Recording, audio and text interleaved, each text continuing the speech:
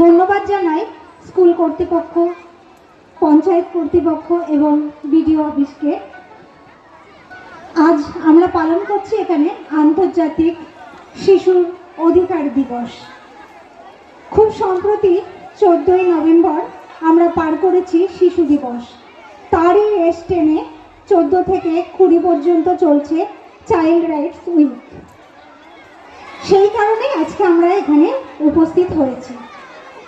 আমরা আজ এখানে সুপ্রভা পঞ্চশীলা মহিলা উদ্যোগ সমিতির কিছু স্বেচ্ছাসেবী এসেছি। সুপ্রভা পঞ্চশীলা বিগত 32 বছর ধরে মুর্শিদাবাদ জেলা বিভিন্ন ব্লক তথা গ্রামে কাজ করে চলেছে।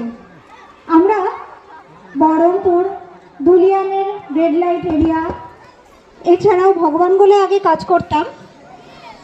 বর্তমানে আমরা মুর্শিদাবাদ জেলার 14টা ব্লকে কাজ করছি।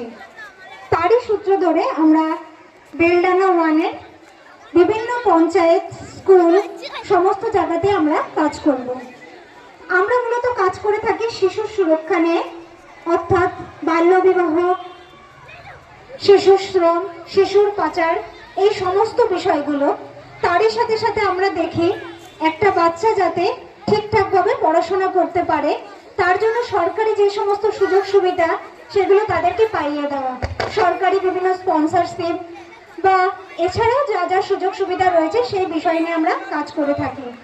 আমরা আজকে র্যালি করতে যখন রাস্তায় বেরোই এবং পঞ্চায়েতের দিকে যখন আসছি, তখন আমরা দেখছি রাস্তা দিয়ে একটা বিয়ের গাড়ি যাচ্ছে।